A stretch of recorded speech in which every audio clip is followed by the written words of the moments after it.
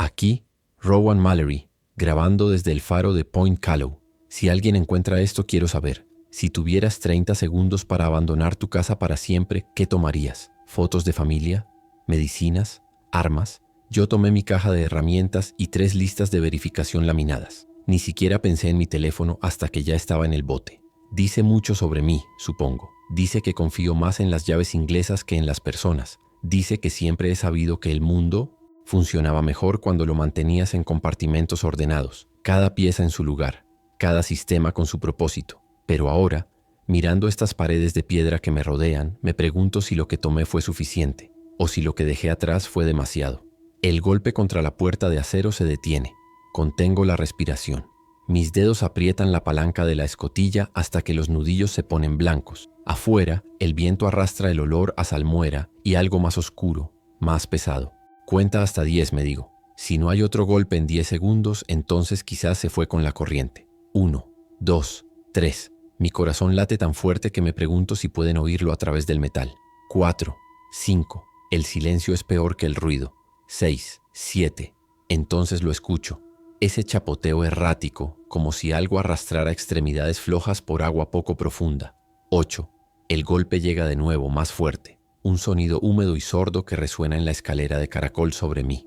Mi linterna tiembla en mi mano. La apago. Oscuridad total excepto por la luz roja de emergencia que parpadea cada 5 segundos en el panel de control. Ese golpe rítmico continúa. Golpe, pausa, golpe, pausa. No hay rabia en él. No hay frustración. Solo persistencia mecánica, como un motor defectuoso que sigue funcionando mucho después de que debería haberse detenido. Me arrastro hacia la rendija de observación, esa grieta estrecha en la puerta diseñada para verificar el clima antes de abrir. El haz. Metal está frío contra mi mejilla. Miro hacia abajo. A través de la rendija veo un brazo hinchado, la piel cerosa y arrugada como si hubiera estado sumergida durante días. Los dedos se abren y cierran sin coordinación. Entonces veo el rostro. Ojos lechosos, sin iris visible. La boca se abre y cierra, pero no sale ningún sonido excepto un gorgoteo líquido. Reconozco el uniforme naranja de trabajador portuario. Reconozco el tatuaje en el antebrazo. Era Marcus. Trabajó conmigo durante 3 años en el mantenimiento de grúas. Debes estar preguntándote cómo terminé aquí, encerrado en un faro automatizado mientras algo que solía ser mi compañero de trabajo golpea la puerta como si tuviera toda la eternidad. Bueno, para entenderlo, tengo que volver. Volver a hace 48 horas, cuando todavía creía que los sistemas podían salvarnos. Cuando pensaba que tener un plan significaba tener control. Rebobinemos a la mañana en que todo se rompió, cuando la terminal de ferry de Callow Harbor era todavía un lugar con horarios y procedimientos, y yo todavía era solo un técnico que prefería los diagramas a las conversaciones. Esa mañana comenzó con niebla. Niebla espesa que convertía las luces del puerto en manchas naranjas difusas. Estaba en la sala de control del segundo piso revisando los registros de mantenimiento de la grúa 3 cuando escuché el primer grito. No fue un grito de sorpresa, fue ese tipo de grito que corta a través de paredes de concreto y hace que tu cerebro reptiliano se despierte antes de que tu mente consciente pueda procesar que está mal.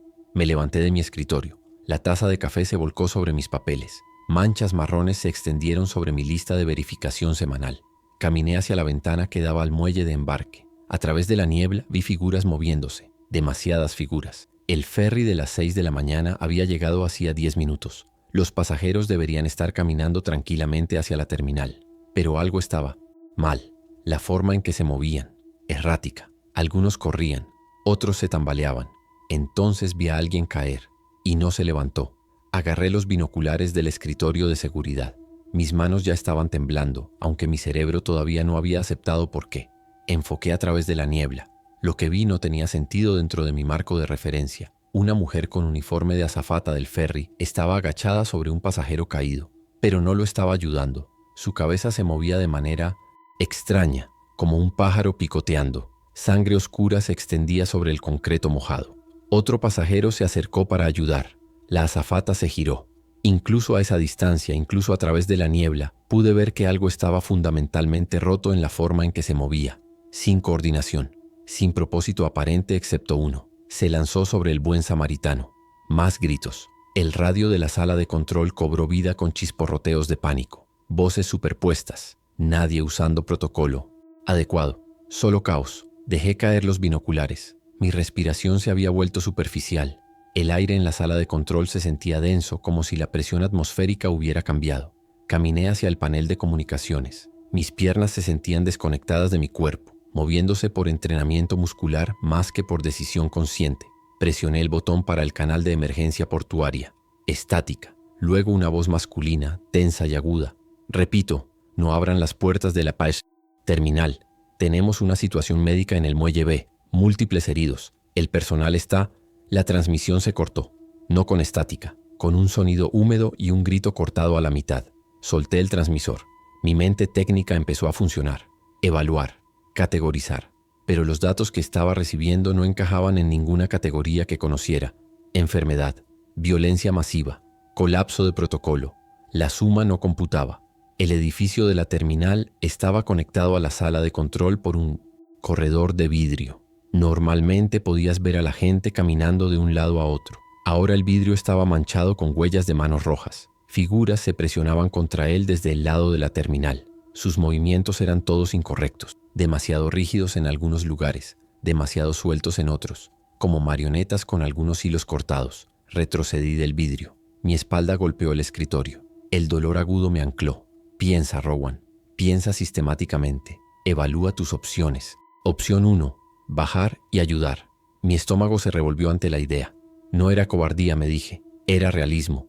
Yo era un técnico de mantenimiento, no un paramédico. Opción 2. Llamar a las autoridades. Tomé mi teléfono. Sin señal. Intenté la línea fija. Tono de ocupado continuo. Opción 3. Esperar instrucciones. ¿De quién? Todos en la cadena de mando estaban allá abajo en ese caos. Un golpe contra la puerta de la sala de control me hizo girar. Alguien estaba tratando de entrar. La puerta tenía una ventana estrecha con vidrio reforzado con alambre. Presioné mi cara contra ella. Del otro lado estaba Jenkins, el supervisor de turno. Su camisa blanca estaba empapada de rojo desde el hombro hasta la cintura. Su rostro estaba pálido, casi gris, pero sus ojos estaban enfocados, todavía humanos, todavía conscientes. Mallory, dijo, su voz amortiguada por el vidrio. Abre, rápido. Mi mano fue hacia el cerrojo. Luego se detuvo. Podía ver el desgarro en su hombro. Profundo, tejido expuesto. ¿Estás mordido?, pregunté. Silencio. Su expresión cambió. Abre la maldita puerta, Rowan. Pero no se movió para mostrarme la herida más claramente. No dio un paso atrás para tranquilizarme. Solo golpeó el vidrio de nuevo, más fuerte. Algo en su urgencia activó todas mis alarmas internas. Necesito ver la herida, dije. Mi voz sonaba extraña, plana, clínica. Jenkins golpeó el vidrio con el puño. No hay tiempo para tus procedimientos de mierda, Mallory. Hay gente muriendo allá abajo. Tenía razón. Lo sabía. Pero mi mano no se movió hacia el cerrojo, porque también vi algo más. Detrás de Jenkins, al final del corredor, 3 figuras se acercaban, caminando con ese movimiento errático y roto, y Jenkins seguía golpeando la puerta sin mirar hacia atrás, sin verificar si algo lo seguía. Una persona asustada verifica su espalda. Una persona en shock verifica su espalda. Pero Jenkins simplemente golpeaba y gritaba con toda su atención fija en entrar. No en escapar de algo, en entrar. Lo siento, dije. Retrocedí del vidrio. Jenkins gritó algo, pero el sonido se ahogó cuando las 3 figuras lo alcanzaron. Lo que vi después hizo que mi estómago se retorciera. Cerré los ojos, pero los sonidos se filtraron de todos modos. Húmedos, violentos, finales. Me arrastré debajo del escritorio. Una reacción infantil e inútil, pero mi cuerpo ya no aceptaba órdenes lógicas. Presioné mis manos contra mis oídos. No ayudó. Los sonidos continuaron durante lo que podrían haber sido 30 segundos o 30 minutos. El tiempo se había vuelto elástico. Eventualmente el silencio regresó. Un silencio roto solo por golpes ocasionales contra el vidrio del corredor. Salí de debajo del escritorio. Mis rodillas crujieron. Había un sabor metálico en mi boca. Me había mordido el interior de la mejilla sin darme cuenta. La ventana de la puerta ahora estaba manchada de rojo. No podía ver claramente a través de ella. Mejor así. Caminé de regreso a la ventana principal que daba al puerto. La niebla se estaba levantando. Ojalá no lo hubiera hecho. Con mejor visibilidad pude ver la extensión completa del desastre. El muelle de embarque estaba cubierto de cuerpos, algunos inmóviles, otros moviéndose con ese horrible temblor descoordinado. El ferry todavía estaba atracado. Humo negro salía de su chimenea. Alguien todavía estaba en la sala de máquinas, manteniendo los motores funcionando por puro hábito, o quizás atrapados allí. Entonces vi algo que cambió mi análisis de la situación. En el borde del agua, cerca del rompeolas, vi infectados. Así empecé a pensar en ellos, infectados, porque darles un nombre los hacía categorizables, moviéndose hacia el agua, no alejándose, hacia ella. Uno simplemente caminó desde el muelle directo al océano. Se hundió. Esperé que no volviera a subir, pero su cabeza volvió a aparecer, pálida y brillante. Sus brazos chapoteaban sin coordinación, pero se movía, no alejándose de la costa, siguiendo la corriente, hacia el mar abierto, hacia las rutas marítimas, hacia otras islas. Mi cerebro técnico hizo las conexiones. Vector de transmisión acuática, movilidad aumentada por corrientes oceánicas, radio de infección ilimitado. El agua no los detenía. El agua era su sistema de transporte. Retrocedí de la ventana. Mis pulmones se sentían apretados. Respirar requería esfuerzo consciente. Necesitaba salir de este edificio. ¿Pero a dónde? La terminal estaba comprometida. El estacionamiento allá abajo probablemente también.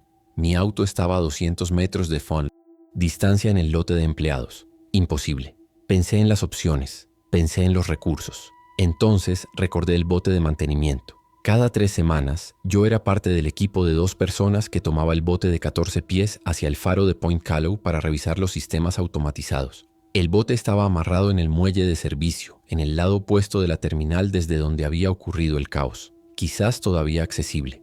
Y el faro, aislado, autosuficiente, estructura de Montesino, piedra sólida con una sola puerta de acero, diseñado para resistir tormentas, diseñado para el aislamiento. La lógica era clara. El faro era el refugio óptimo. Abrí el armario de suministros, tomé lo que podía cargar: linterna, radio de respaldo, baterías, botiquín de primeros auxilios, 3 botellas de agua, una caja de barras energéticas que alguien había dejado. Metí todo en mi mochila de trabajo. Mis movimientos eran mecánicos, eficientes. No pensaba en Jenkins afuera en el corredor. No, pensaba en las familias en el ferry. No pensaba en nada excepto en la lista de verificación en mi cabeza. Obtener suministros, alcanzar el bote, llegar al faro. Todo lo demás era ruido. Ruido que necesitaba filtrar para sobrevivir. Revisé la ventana del corredor una última vez. Las figuras se habían alejado. El camino parecía despejado, al menos hasta la escalera de servicio que bajaba a los muelles traseros. Respiré hondo. Mis dedos envolvieron la manija de la puerta. La giré lentamente. El cerrojo se abrió con un clic que sonó como un disparo en el silencio. La puerta se abrió 5 centímetros. Me asomé. El corredor estaba vacío, excepto por lo que había sido Jenkins. No miré directamente. Visión periférica solo. Suficiente para navegar. Insuficiente para grabar detalles. Salí. El aire olía a cobre y algo agrio. Mis zapatos de trabajo hacían sonidos de succión contra el suelo. Húmedo. Caminé pegado a la pared opuesta. Cada paso medido. Cada respiración controlada. La puerta de la escalera de servicio estaba a 20 metros. 15. 10. Un sonido detrás de mí. Ese chapoteo arrastrado. Me congelé. No mires. No corras. El movimiento atrae atención. Conté hasta 5. El sonido no se acercó. Continué. 5 metros. Alcancé la puerta de la escalera. La empujé. Se abrió. Me deslicé dentro. La cerré suavemente detrás de mí. Oscuridad. Saqué la linterna. El haz iluminó escaleras de metal que descendían 3 pisos hasta el nivel del muelle de servicio. Empecé a bajar. Cada escalón producía un leve eco metálico, demasiado fuerte. Me detuve. Quité mis zapatos de trabajo. Los metí en la mochila. Los calcetines eran más silenciosos contra el metal. El frío se filtraba a través de ellos, pero el frío era mejor que el ruido. Continué descalzo. El aire se volvía más húmedo con cada piso, más salado. Podía escuchar el océano ahora. El golpe rítmico de las olas contra los pilotes de hormigón. Casi tranquilizador, casi normal. Llegué al rellano del primer piso. Una ventana estrecha daba al muelle principal. Me asomé. Movimiento por todas partes. Docenas de infectados vagando sin patrón aparente. Algunos simplemente de pie. Otros arrastrándose en círculos. Uno golpeaba su cabeza contra un poste de amarre una y otra vez. El sonido llegaba incluso a través del vidrio. Golpe, golpe, golpe, sin pausa, sin reacción al dolor. Aparté la mirada y continué bajando. La puerta del nivel del muelle de servicio tenía una pequeña ventana con alambre. Miré a través de ella. El muelle de servicio era una plataforma estrecha de concreto protegida del muelle principal por una pared de bloques de cemento, diseñada para entregas discretas y acceso de mantenimiento. Vacía. El bote estaba allí, amarrado al poste más alejado, balanceándose suavemente con las olas. 15 metros de espacio abierto entre yo y él. Evalué, sin cobertura, sin ruta alternativa, o cruzaba rápido o no cruzaba en absoluto. Abrí la puerta. El sonido del océano se volvió más fuerte. Viento frío golpeó mi piel.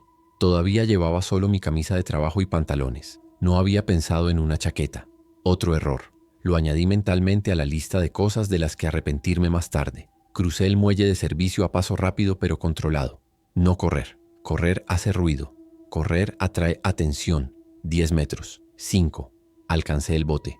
Mis dedos trabajaron en el nudo de amarre. Estaba hinchado por el agua, resbaladizo. Mi técnica habitual no funcionaba.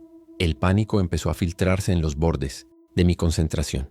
Detrás de mí, del otro lado de la pared de bloques, escuché voces. Humanas. Asustas. ¡El bote! ¡Hay un bote allí! ¡Mierda! Me giré. 3 personas subían por la escalera de acceso lateral al muelle de servicio. 2 hombres y una mujer, civiles por su ropa. Uno de los hombres tenía sangre en su camisa pero se movía normalmente. Todavía humano, todavía consciente. Se apresuraron hacia mí. Gracias a Dios, dijo la mujer. Pensamos que estábamos. Quédense atrás, dije. Salió más duro de lo que pretendía. Ella se detuvo. Confusión en su rostro. ¿Qué? Necesito ver que nadie esté herido, dije. Mis ojos escanearon a los 3, buscando desgarros, buscando sangre. El hombre con la camisa manchada levantó las manos. Es solo sangre de mi amigo. Él no lo logró, pero nosotros no estamos mordidos. Lo juro, los creí, o quería creerles. Pero entonces escuché más voces, más pasos. Otros habían visto el bote, habían visto la ruta de escape. 12 de personas aparecieron en la escalera de acceso, luego más detrás de ellos, empujando, gritando. «Espera, llévanos, tengo un niño». Mi cerebro hizo los cálculos instantáneamente. El bote tenía capacidad nominal para 6 personas, quizás 8 si estaban dispuestos a estar apretados. Había al menos 20 personas convergiendo en el muelle de servicio, y el ruido que estaban haciendo. El ruido atraería a los infectados del muelle principal, atraería atención, miraría la situación desde una perspectiva de sistemas. Demasiadas variables, demasiados puntos de falla, recursos insuficientes. La ecuación no se equilibraba. Terminé de desatar el nudo. Subí al bote. «¿Qué estás haciendo?», gritó la mujer. «Lo siento», dije. No lo decía en serio. Arranqué el motor. Cobró vida en el segundo tirón. El rugido ahogó sus protestas. Alejé el bote del muelle. Manos se extendieron hacia mí. Alguien saltó. Casi alcanzó el costado del bote, pero cayó al agua con un chapoteo. Salieron a la superficie, escupiendo, gritando. Aceleré. El bote se alejó. Miré hacia atrás una vez. El muelle de servicio era un caos ahora. Gente empujando hacia el borde del agua. Algunos saltaban tratando de nadar hacia mí. Entonces vi a los infectados llegar. Trepaban por encima de la pared de bloques de cemento, atraídos por el ruido, atraídos por la actividad. Lo que sucedió después no lo vi completamente. Giré mi atención hacia adelante, hacia el mar abierto, hacia la silueta distante del faro de Point Callow, apenas visible a través de la niebla persistente. Detrás de mí, los gritos aumentaron en tono. Luego comenzaron a cortarse, uno por uno. Apreté mi agarre en el timón. Mis nudillos estaban blancos. Mi estómago era una piedra, pero continué adelante, porque eso es lo que hacías en situaciones de emergencia. Seguías el protocolo, alcanzabas un refugio seguro, mantenías los sistemas funcionando.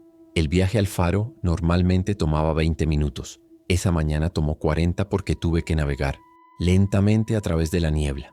El océano estaba extrañamente tranquilo. Apenas había olas. El motor del bote era el único sonido además del llanto de las gaviotas. Gaviotas. Parecía obsceno que todavía existieran, que todavía volaran y graznaran como si nada hubiera cambiado.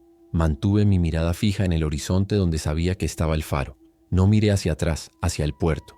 No revisé si alguien me había seguido nadando.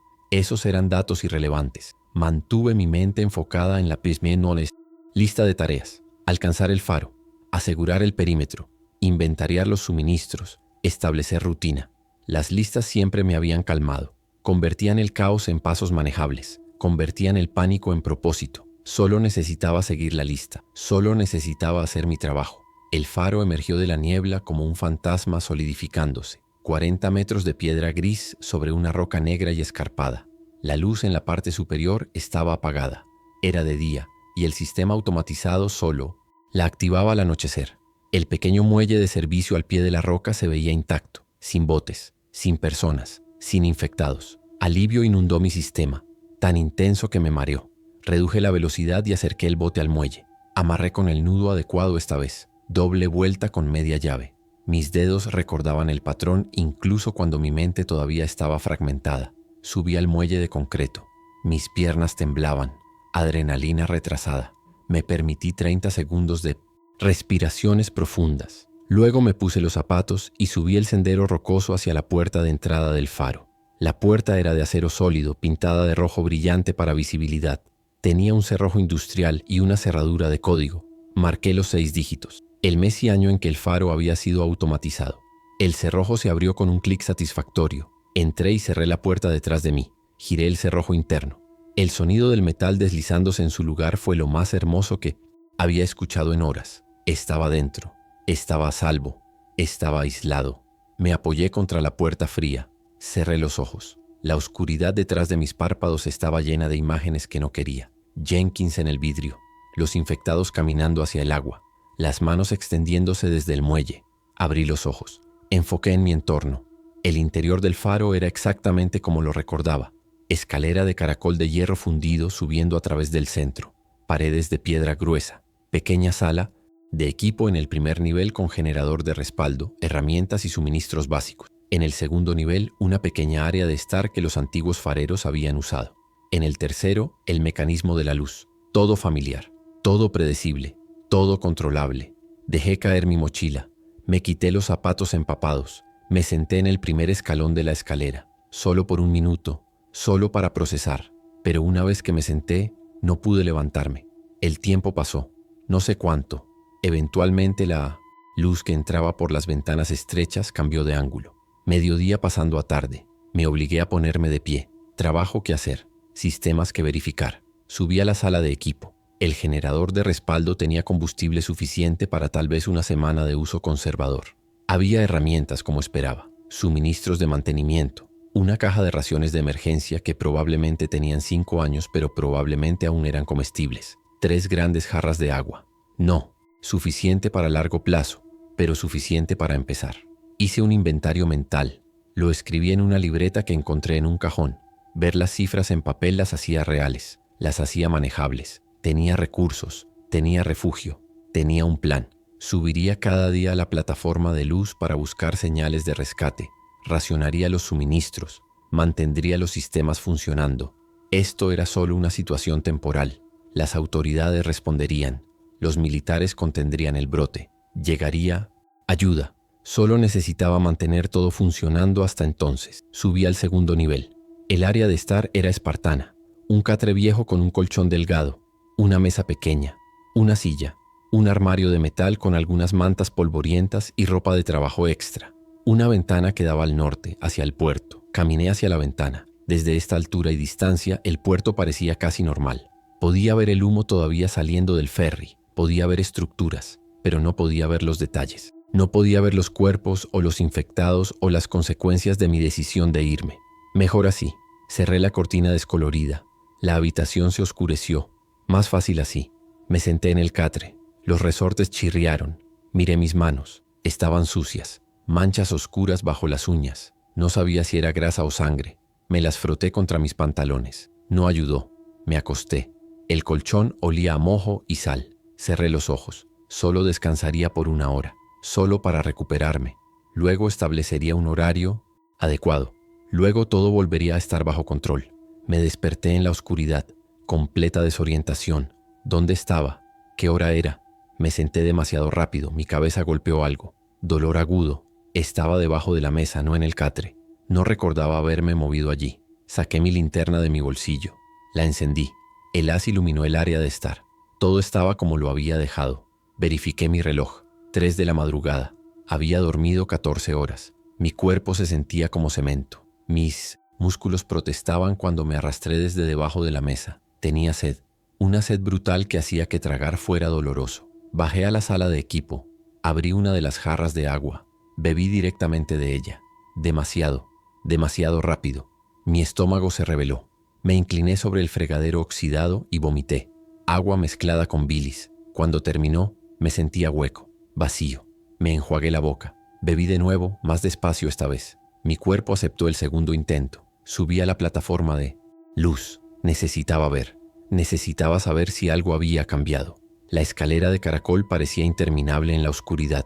Mis pasos resonaban. Finalmente llegué a la parte superior. La sala de la luz era toda de vidrio y metal. El mecanismo de la lente de Fresnel dominaba el centro. Sus prismas captaban y reflejaban el haz de mi linterna en patrones extraños. Caminé hacia los paneles de vidrio que daban al puerto. Apagué mi linterna. Dejé que mis ojos se ajustaran. El mundo exterior era negro, excepto por manchas de fuego anaranjado. El puerto estaba ardiendo. Múltiples estructuras. Las llamas se reflejaban en el agua negra. Incluso a esta distancia podía escuchar ocasionalmente el crujido del metal colapsando. Observé durante 1 hora. Vi movimiento en las llamas, figuras silueteadas, no huyendo del fuego, caminando a través de él. Los infectados no se cuidaban de las llamas, no se cuidaban de nada excepto de su impulso de moverse, de buscar, de consumir. Finalmente me alejé del N2 vidrio. No había nada que pudiera hacer, no había nada que debiera hacer. Estaba a salvo aquí. Eso era lo que importaba. Los días se mezclaron. Establecí una rutina porque las rutinas previenen el colapso mental. 6 de la mañana, despertar. 6:15, verificación de sistemas. Generador, luz, integridad estructural. 7, desayuno. Media barra energética y agua. 7:30 a 9, mantenimiento. Limpiar, organizar, reparar cualquier cosa que lo necesitara. 9 a mediodía, observación. Desde la plataforma de luz. Buscar barcos, helicópteros, señales de rescate. Mediodía, almuerzo, media barra energética y agua. 1 a 4, tiempo discrecional. Intentaba leer los manuales de mantenimiento. Mayormente me quedaba mirando las paredes. 4 a 5, observación de la tarde. 5, cena. Una barra energética completa. Una vez al día me permitía eso. 6 a 8, verificación de sistemas nocturnos. 8, dormir. La rutina me mantenía cuerdo.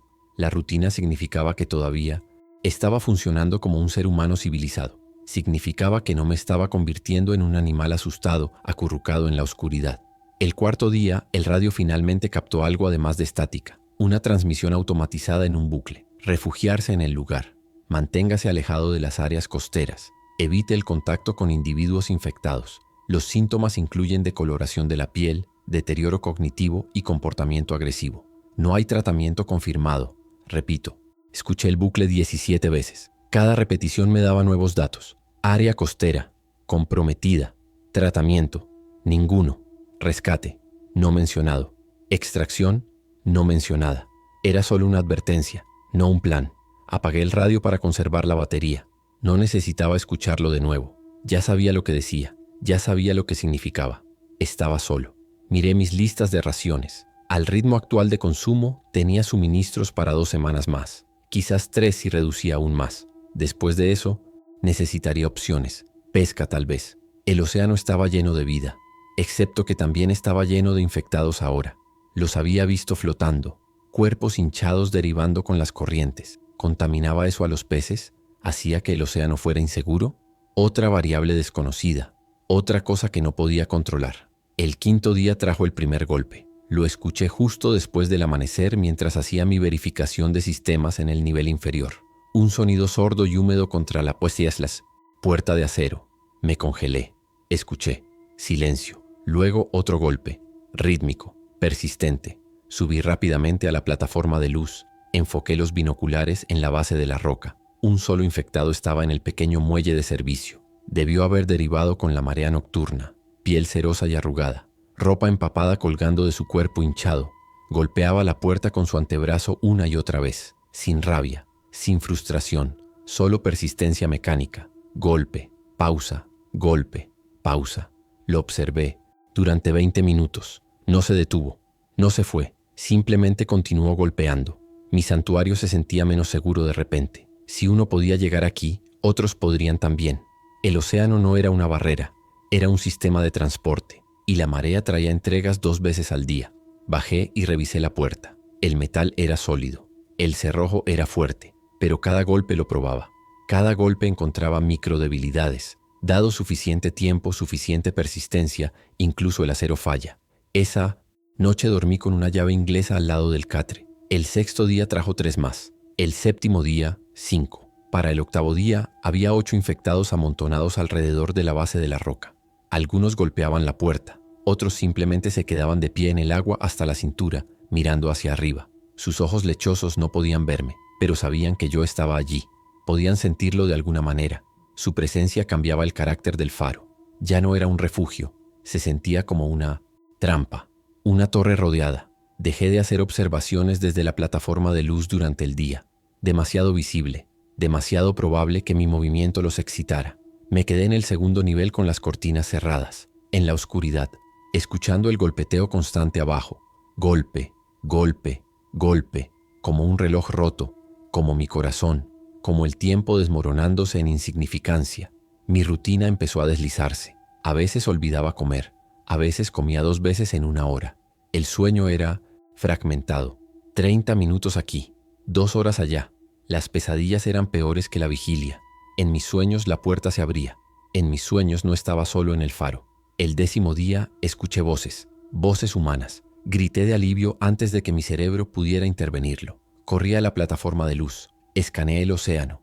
Un bote, un pequeño bote de aluminio con 3 personas, 2 hombres y una mujer. Estaban remando hacia la roca, hacia mí, hacia la salvación. Bajé las escaleras de 3 en entonces 3. Mis manos temblaban mientras desbloqueaba el cerrojo. Entonces me detuve. Los infectados todavía estaban allá afuera. Si abría la puerta, si ellos aterrizaban en el muelle, los infectados los alcanzarían en segundos. Necesitaba alejar primero a los infectados. ¿Pero cómo? No tenía armas. No tenía forma de... Entonces lo recordé. El generador de respaldo. Hacía ruido. Mucho ruido. Si lo movía al lado norte de la roca, si lo encendía allí, atraería a los infectados lejos de la puerta. Los supervivientes podrían aterrizar mientras las cosas estaban distraídas. Sería arriesgado. Requeriría tiempo. Pero ¿qué opción tenía? La soledad me estaba destruyendo. Necesitaba voces humanas. Necesitaba no estar solo. Empecé a arrastrar el generador portátil hacia la puerta. Era pesado. Mis músculos, debilitados por raciones limitadas, protestaban. Pero lo logré. Abrí la puerta solo una rendija. Los infectados más cercanos ya estaban girando hacia el sonido de la puerta abriéndose. Empujé el generador a través de la abertura hacia la plataforma de roca exterior. El metal raspó contra la piedra, un sonido agudo que hizo que cada infectado en el agua se pusiera rígido. Sus cabezas se giraron al unísono hacia mí. Cerré la puerta rápidamente, demasiado rápidamente. El generador estaba afuera, pero yo todavía no lo había encendido. ¡Mierda! Abrí de nuevo, solo una rendija. Extendí mi brazo. Mis dedos buscaron la cuerda de arranque. El infectado más cercano ya estaba saliendo del agua, arrastrándose sobre la roca con movimientos descoordinados pero determinados. Encontré la cuerda. Tiré. El motor tosió pero no arrancó. Tiré de nuevo. Nada. El infectado estaba a 5 metros. 4. Tiré con toda la fuerza que me quedaba. El motor rugió a la vida. El sonido era ensordecedor en el espacio cerrado de roca. Todos los infectados se giraron hacia él. Cerré la puerta y eché el cerrojo. Corrí de vuelta a la plataforma de luz. Necesitaba ver si el plan funcionaba. Necesitaba guiar al bote hacia el muelle mientras los infectados estaban distraídos. A través de los binoculares vi que el bote estaba más cerca ahora, 50 metros tal vez. Los 3 supervivientes remaban duro. Podía ver sus rostros, exhaustos, desesperados, esperanzados. Esa esperanza me retorció algo por dentro. Miré hacia abajo a la base de la roca. Los infectados se estaban moviendo hacia el lado norte donde rugía el generador. No todos. 3 se quedaron cerca de la puerta, pero la mayoría se habían alejado. Tenía que ser suficiente. Abrí la ventana de la plataforma de luz. ¡Aquí!, grité. Mi voz sonaba extraña, ronca. No la había usado en días. Atraquen en el lado sur. El muelle de servicio, rápido. Uno de los hombres en el bote levantó la vista. Asintió. Ajustaron su curso. El bote cortaba el agua hacia el muelle. 30 metros. 20. Los infectados que se habían quedado cerca de la puerta empezaron a girar hacia el nuevo sonido, hacia las voces de los supervivientes, hacia el chapoteo de los remos. «Más rápido», grité, pero ya estaban remando con todo lo que tenían. 15 metros. Los infectados entraron al agua. Se movían torpemente pero sin cansancio, sin necesidad de respirar, sin necesidad de descansar. 10 metros. El bote alcanzó el muelle. La mujer saltó primero. Ató una cuerda rápidamente. Los 2 hombres la siguieron. Uno llevaba una mochila. El otro llevaba algo envuelto en una manta. Corrieron hacia la puerta. Los infectados estaban a 6 metros detrás de ellos. «¡La puerta!», gritó la mujer. Su voz llegó clara incluso a esta altura. Por favor, abre la puerta. Bajé las escaleras tan rápido que casi me caí 2 veces. Llegué a la puerta. Mis dedos temblaban en el cerrojo. Lo abrí. Abrí la puerta de golpe. Los 3 supervivientes se tambalearon dentro. Miré por encima de sus hombros. Los infectados estaban a 3 metros, 2 metros. Cerré la puerta. Eché el cerrojo justo cuando algo golpeó el otro lado. El metal vibró con el impacto, pero aguantó. Nos quedamos en la oscuridad del nivel inferior, los 4 respirando pesadamente. El único sonido aparte de nuestras respiraciones era el golpeteo renovado contra la puerta y el rugido distante del generador que eventualmente se quedaría sin combustible. Gracias a Dios, dijo la mujer. Se apoyó contra la pared. Su ropa estaba empapada, su cabello rubio pegado a su rostro. Pensamos que no había nadie aquí. Vimos la luz apagada y sistema automatizado, dije. Mi voz sonaba plana incluso para mí. La luz solo se enciende al anochecer. Ella asintió. Soy Lena. Estos son Miguel y Owen. El hombre con la mochila, Miguel, levantó una mano en saludo. Era más joven que yo, tal vez 25. Tenía un corte feo en su frente, pero estaba coagulado, no fresco. El otro hombre, Owen, era mayor, 50 y tantos tal vez. Sostenía el bulto envuelto contra su pecho de forma protectora. ¿Qué es esos?, pregunté señalando el bulto. Owen miró hacia abajo. Suministros, dijo, pero la forma en que lo dijo, la forma en que lo sostenía, no estaba mintiendo exactamente, pero tampoco diciendo toda la verdad. Decidí no presionar. Todavía no. ¿Alguien está herido?, pregunté. Necesitaba saber. Necesitaba evaluar el riesgo. Solo cortes y moretones, dijo Lena. Nada de mordidas. Los llevé al segundo nivel, al área de estar. 3 pares de ojos escanearon el espacio. Vi cómo sus expresiones cambiaban de alivio a algo más, decepción tal vez, dándose cuenta de cuán pequeño era esto, cuán limitado. Lena se sentó en el catre sin pedir permiso. Miguel dejó caer su mochila. Owen se quedó de pie, todavía sosteniendo su bulto. ¿Cuánto tiempo has estado aquí?, preguntó Miguel. 10 días, dije. ¿Solo?, preguntó Lena. Asentí. ¿Por qué? La pregunta quedó colgando. ¿Por qué solo? ¿Por qué no había ayudado a otros? ¿Por qué no había intentado rescatar a más personas? Capacidad limitada, dije. Recursos limitados. Principios básicos de supervivencia. Miguel frunció el ceño. Principios básicos de supervivencia también incluyen seguridad en números. Los números requieren más recursos, dije. La ecuación no. No somos una ecuación, interrumpió Lena. Su voz tenía un borde. Somos personas. El silencio se extendió. Incómodo. Finalmente Owen habló. ¿Tienes comida? Esa era la pregunta real. Siempre lo era. Algo, dije. Racionado cuidadosamente. Tenemos algunas cosas también, dijo Miguel. Abrió su mochila. Sacó 2 latas de frijoles. Una botella de agua medio vacía. Una bolsa de galletas saladas aplastadas. Podemos compartir. Hicimos un inventario. Combinando sus suministros con los míos, teníamos suficiente para tal vez 2 semanas si éramos cuidadosos. 4 personas en lugar de una cambiaban todo el cálculo. Saqué mi libreta. Empecé a hacer nuevos números, nuevas listas de raciones. Lena me observaba. ¿Siempre haces eso?, preguntó. ¿Hacer qué? Escribir todo, como si esto fuera solo un proyecto de trabajo. La organización previene el pánico, dije. El pánico mata.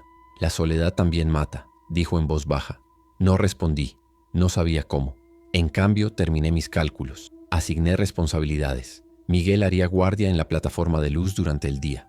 Owen mantendría el nivel inferior organizado. Lena ayudaría con el mantenimiento del sistema. Yo supervisaría todo. Mantendría las listas. Mantendría el control. Asintieron con mis asignaciones. Demasiado cansados para argumentar. Demasiado. Agradecidos de estar vivos. Esa noche dormimos en turnos. Miguel primero, luego Owen, luego yo.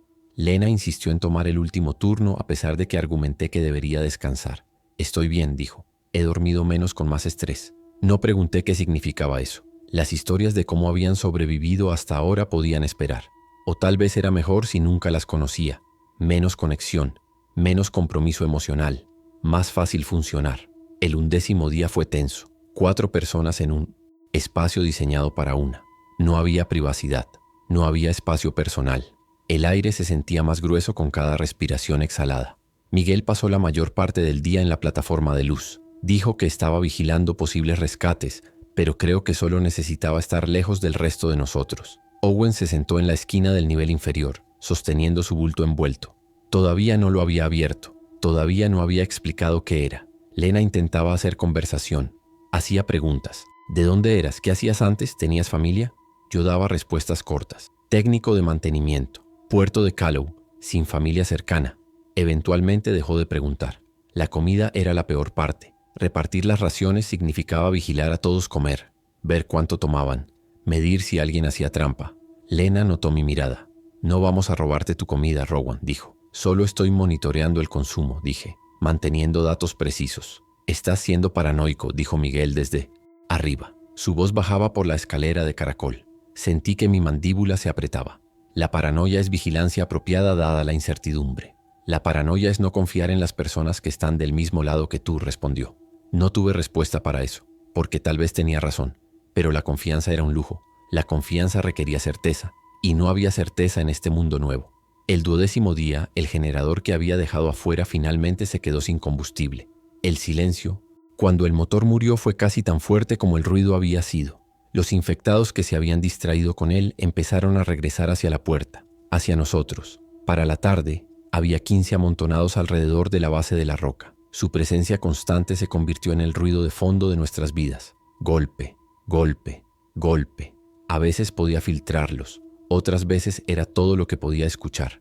Owen empezó a hablar consigo mismo, murmullos bajos que no podía descifrar. Miguel lo notó también. ¿Está bien?, me preguntó en voz baja. Define bien, dije. ¿Es un riesgo? Miguel se encogió de hombros. ¿No lo somos todos? Esa noche, durante mi turno de guardia, escuché a Owen desenvolver su bulto, el sonido del tejido rozando, luego un sonido más suave, orgánico. Me congelé en el escalón donde estaba sentado. Escuché. Está bien, susurraba Owen. Todo está bien. Papá te encontrará comida. Papá te mantendrá a salvo. Mi estómago se convirtió en hielo. Bajé las escaleras, silenciosamente. Miré desde las sombras. Owen estaba acunando el bulto como un bebé, meciéndolo. Pero la forma era toda incorrecta, demasiado rígida, demasiado pequeña. Owen, dije suavemente, se congeló, se giró hacia mí. Sus ojos estaban salvajes. Está durmiendo, dijo. No la despiertes. Owen, ¿qué es lo que estás sosteniendo? Mi hija, dijo. Emma, tiene 4 años. Está durmiendo. Dio un paso hacia él. Él retrocedió. No te acerques. Déjame ver, dije. Mantuve mi voz estable. Clínica. Solo quiero ayudar. No necesitamos ayuda. Estamos bien, pero su voz se quebró en la última palabra. Me acerqué más. Pude ver ahora lo que sostenía. No era un niño, era una mochila pequeña, mochila infantil con un personaje de dibujos animados, gastada, manchada con algo oscuro. Owen, dije suavemente. Emma se ha ido. No, sacudió su cabeza violentamente. Está durmiendo, solo durmiendo. Emma se ha ido, repetí, y cargar su mochila no la traerá de vuelta. Algo se rompió en su rostro, se derrumbó en el suelo, sollozos secos y sin lágrimas que sacudían todo su cuerpo. Yo no sabía qué hacer, no sabía cómo consolarlo, así que solo me quedé allí, incómodo y inútil, hasta que eventualmente se quedó dormido, todavía aferrándose a la mochila. El 13º día, Lena confrontó el sistema de agua. Estamos usando demasiado, dijo. A este ritmo nos quedaremos sin en una semana. Ya lo sé, dije. Está en la lista. Entonces, ¿qué vamos a hacer? Miré las 3 jarras, grandes. Una ya estaba vacía, la segunda medio llena, la tercera intacta pero reservada como emergencia absoluta. Agua de lluvia, dije. Hay un sistema de recolección en el techo. Solo necesita ser limpiado y reactivado. ¿Puedes hacer eso? Es mantenimiento estándar, dije. Solo necesito acceder al techo exterior. Lena frunció el ceño. ¿Con esas cosas allá abajo?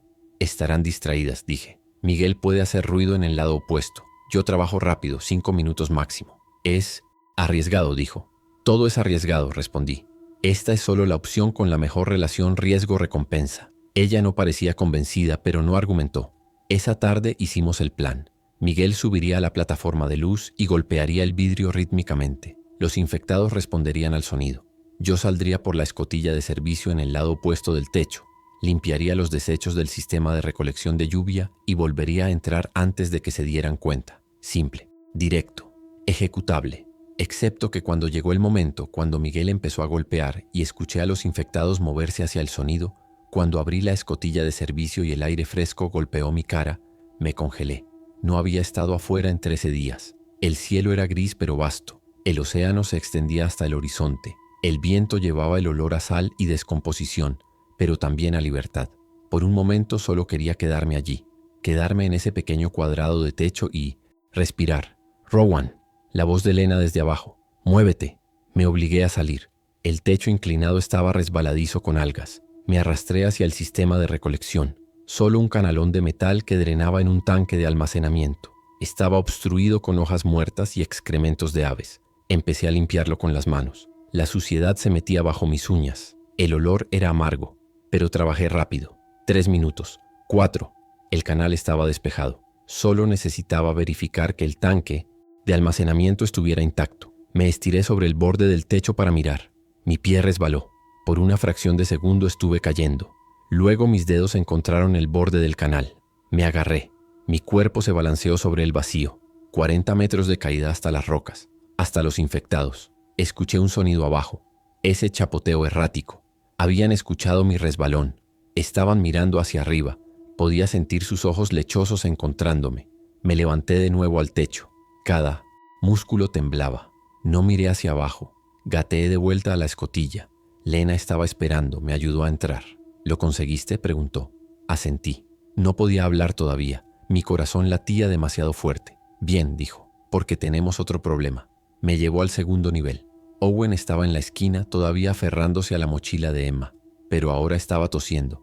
Toses profundas y húmedas que sacudían todo su cuerpo. ¿Cuánto tiempo?, pregunté. Empezó hace 1 hora, dijo Miguel. Estaba de pie al otro lado de la habitación, lo más lejos posible de Owen. ¿Podría ser solo un resfriado?, preguntó Lena. La miré. Ella sabía mejor. Todos lo sabíamos. Necesitamos aislarlo, dije. ¿Dónde?, preguntó Miguel. Este es el único nivel habitable. La sala del equipo, dije. Podemos bloquearlo allí, darle agua y comida. ¿Ver si qué?, preguntó Owen. Su voz era ronca. ¿Ver si me convierto en uno de esos?, señaló hacia la puerta, hacia los golpes constantes. Nadie, respondió. Está bien, dijo. Entiendo. Se levantó lentamente. Caminó hacia las escaleras. Llévenme a la celda.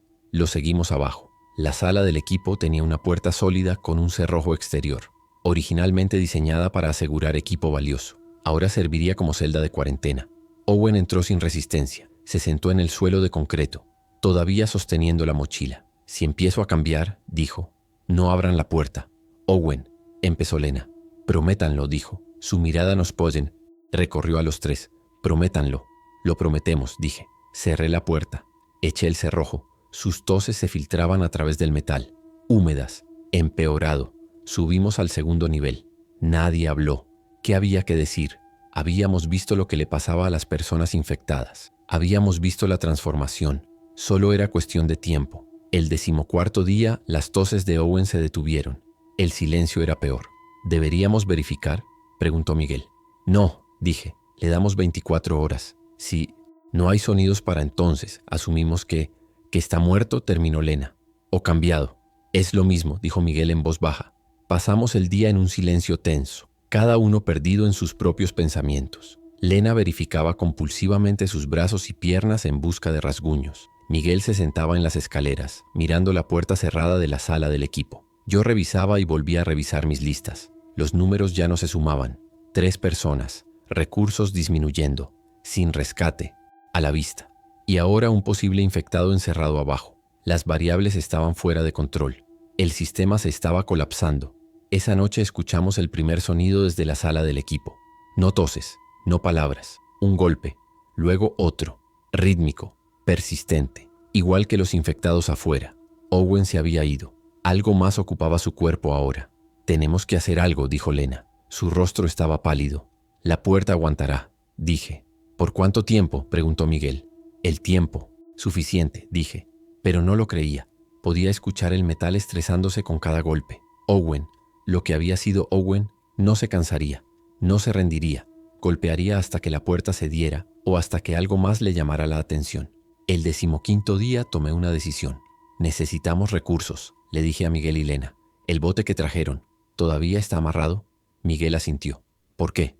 Porque hay tiendas en el puerto, almacenes. Si podemos alcanzarlos durante el día cuando los infectados son menos activos. Estás loco, interrumpió Lena. El puerto está infestado. El puerto tiene suministros, dije. Comida, agua, medicinas. Todo lo que necesitamos para sobrevivir a largo plazo. También tiene cientos de esas cosas, dijo Miguel. Miles tal vez. No, Miles, dije. He estado observando. Los números han disminuido. Muchos se han alejado con las corrientes. Algunos se han descompuesto lo suficiente como para dejar de funcionar. Es manejable. Es suicida, dijo Lena. Es necesario, respondí. Miren los números. Empujé mi libreta hacia ellos. 4 días de comida quedan. 3 días de agua si somos conservadores. ¿Qué creen que sucede cuando se acaba? Silencio. Finalmente Miguel habló. Entonces vamos todos. Más manos significa más carga. Sacudí mi cabeza. Una persona. Menos perfil. Menos ruido. Mejor posibilidad de éxito. ¿Quién?, preguntó Lena, aunque la respuesta estaba clara. Yo, dije. Conozco el diseño del puerto. Sé dónde están los almacenes. Puedo entrar y salir. ¿Y si no regresas?, preguntó. Entonces cierran el faro y racionan lo que queda hasta que llegue el rescate. No vendrá rescate, dijo Miguel en voz baja. No lo sabes. Lo sé, dijo. Lo he sabido desde el día 2. Si había autoridades funcionando, si había militares con capacidad, habrían estado aquí ahora. Tenía razón. Lo sabía. Todos lo sabíamos. Pero admitirlo en voz alta lo hacía real. Lo hacía final. Preparé el viaje para el día siguiente. Revisé el Pondicent Pages. Bote para asegurarme de que todavía estaba funcional. Llené el tanque con el combustible de reserva del generador del faro. Hice una lista de necesidades prioritarias. Alimentos no perecederos, agua embotellada, suministros médicos, baterías, radio de mejor calidad. Escribí todo en orden de prioridad. Lena me observaba empacar. No tienes que hacer esto, dijo. Sí tengo, dije. ¿Por qué? La pregunta me detuvo. ¿Por qué? ¿Era responsabilidad? ¿Era culpa por dejarlos atrás en el muelle de servicio el primer día? ¿O era solo mi necesidad de mantener el control, de arreglar sistemas, de hacer que las ecuaciones funcionaran? Porque es lo lógico, dije finalmente. No era la verdad completa, pero era la única verdad que podía admitir. Esa noche no dormí. Me quedé en la plataforma de luz, observando el puerto a través de los binoculares, memorizando rutas, contando infectados, planeando, siempre planeando, porque los planes eran lo único que me mantenía cuerdo. Los planes significaban que todavía tenía control, significaban que esto era solo un problema a resolver, no un colapso apocalíptico del orden mundial. Si podía mantener las listas, si podía mantener los sistemas funcionando, entonces tal vez, solo tal vez, todavía había una forma de salir de esto. El amanecer llegó gris y frío. Desayuné medio va de energía.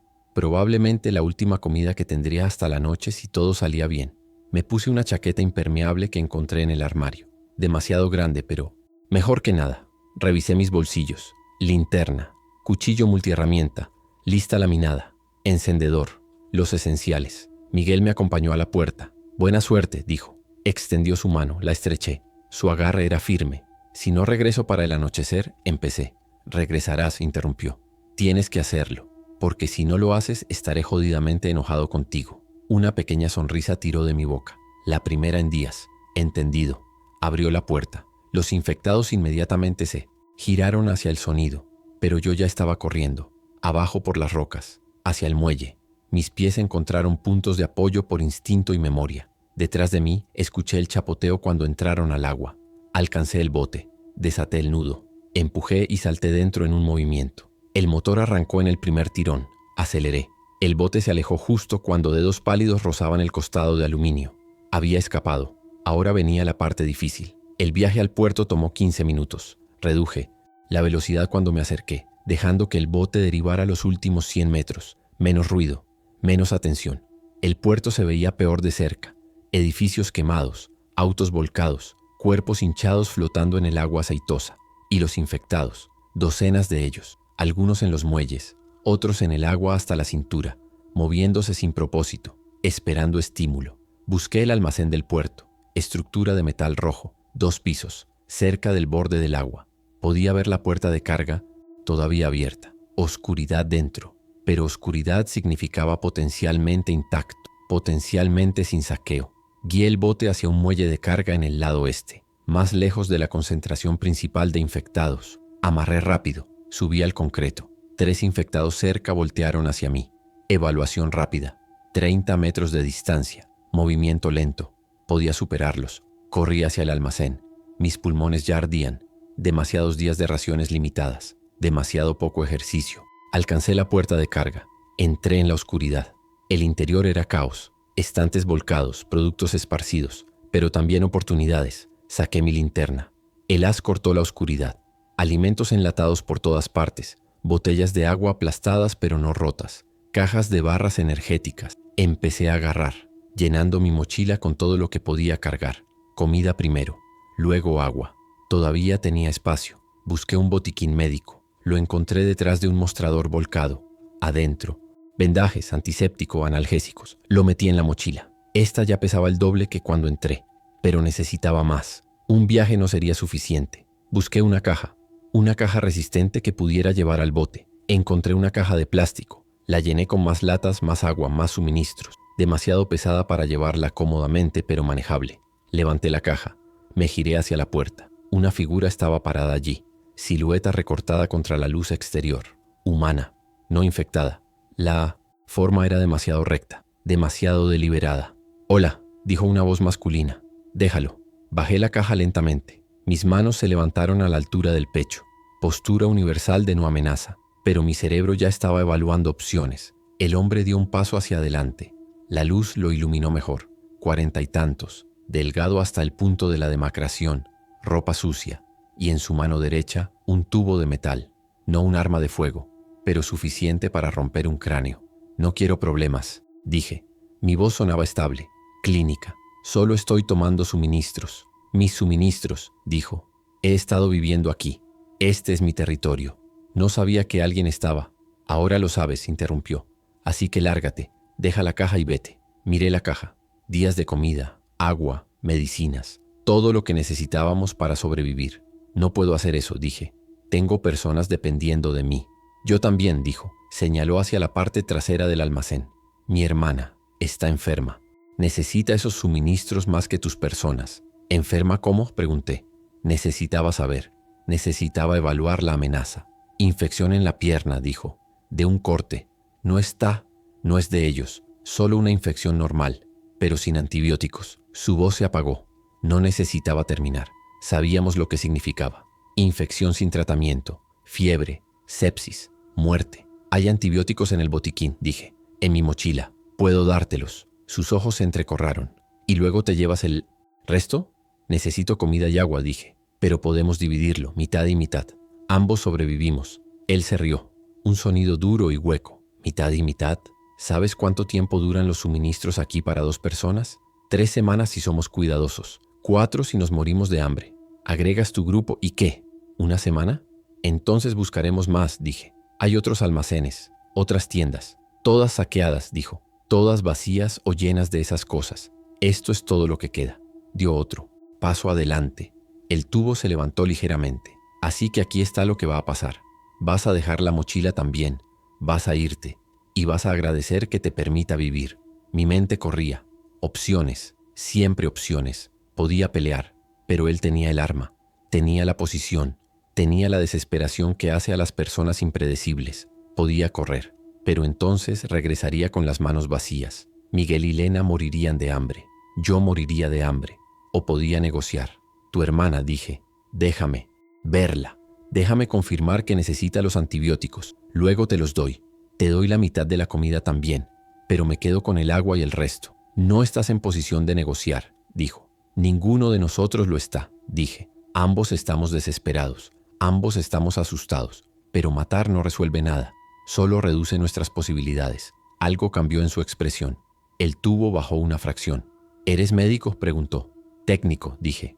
«Pero he tenido entrenamiento básico de primeros. Auxilios. Puedo mirar la herida. Decirte qué necesita». Silencio. Podía ver el conflicto jugando en su rostro. Finalmente asintió.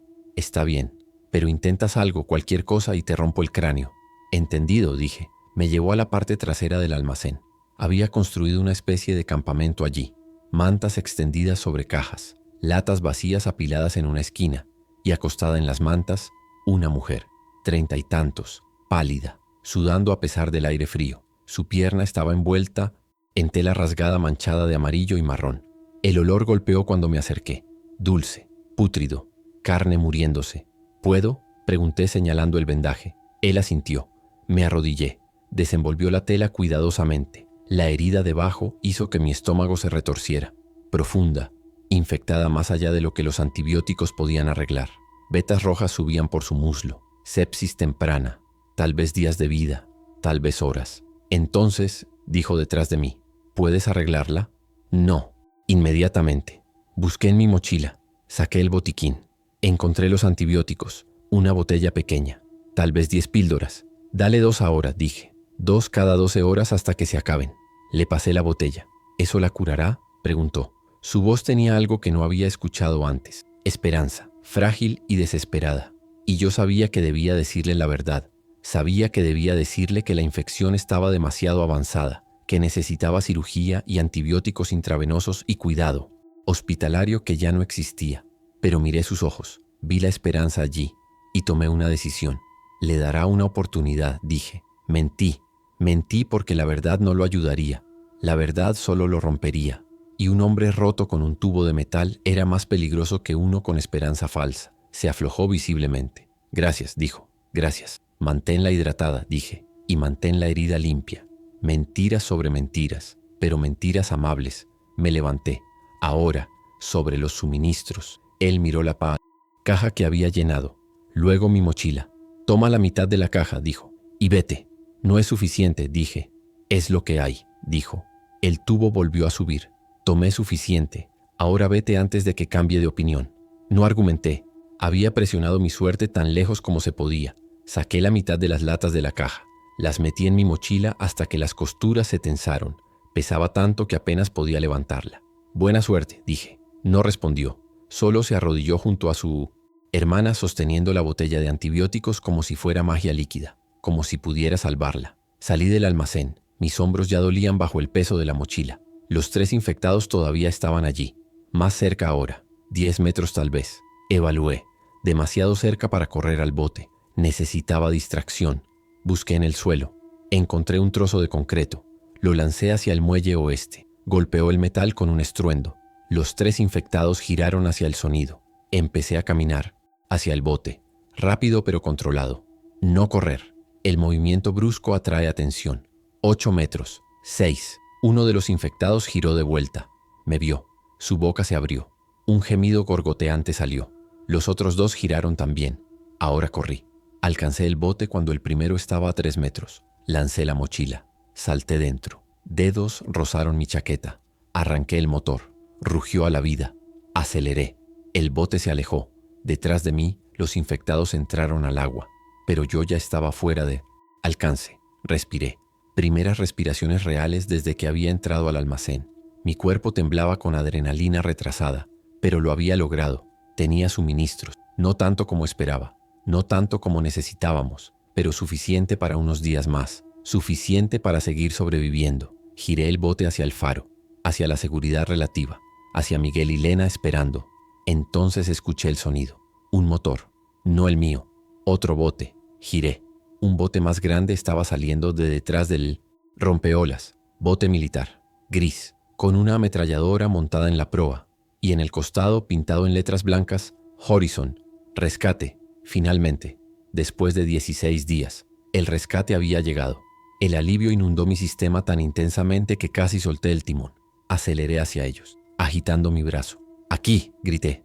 ¡Aquí! El bote militar giró hacia mí. Se acercó. Pude ver 3 personas en él. 2 hombres en uniformes militares. Una mujer con bata blanca de laboratorio. Personal. Médico. Gracias a Dios. El bote se puso al lado del mío. Uno de los soldados se inclinó. ¿Estás herido?, preguntó. Su voz era plana, profesional. No, dije. Estoy bien. Hay otros. En el faro. Necesitamos evacuación. El soldado intercambió una mirada con la mujer. Ella asintió. ¿Cuántos?, preguntó. 3, dije, incluyéndome. Y uno más, pero él está infectado, encerrado, contenido. Entendido, dijo. ¿Alguno de los otros muestra síntomas? No, todos están limpios. Otra mirada, intercambiada. Está bien, dijo el soldado. Nos sigues de vuelta al Horizon. Barco grande, 2 kilómetros al este. Allí serás procesado. ¿Procesado?, pregunté. Examen médico, dijo la mujer. Protocolo estándar, para asegurar que no estés infectado o expuesto. Entiendo, dije. ¿Y luego qué? ¿Evacuación a dónde? Zona segura, dijo el soldado. Se te informará después del procesamiento. Asintió. Las respuestas eran vagas, pero eso era típico militar. Necesidad de saber. Mantén la información compartimentada. Lo entendía. Respetaba el sistema. El bote militar aceleró. Los seguí. Mis pensamientos ya corrían adelante. Zona segura, comida real, refugio adecuado, tal vez incluso comunicaciones. Una forma de averiguar qué estaba pasando en el mundo más amplio. Miré hacia atrás al faro. Necesitaba contarles a Miguel y Lena. Necesitaba prepararlos. Giré mi bote hacia la roca. El bote militar me siguió. Cuando alcanzamos el faro, el soldado gritó instrucciones. Quédate en el Pomerinoise. Bote. Traeremos a los otros. Puedo ayudar, dije. Quédate en el bote, repitió.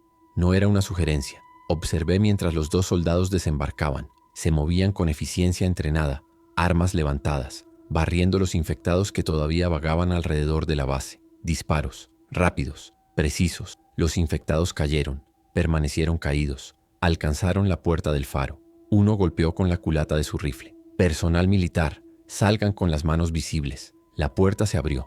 Miguel salió primero, manos arriba, ojos muy abiertos. Lena detrás de él. Los soldados los escanearon. Verificaron visualmente en busca de mordidas, heridas, signos de infección. ¿Limpios?, preguntó uno. Limpios, confirmó el otro. Al bote. Miguel y Lena fueron escoltados al muelle. Subieron al bote militar.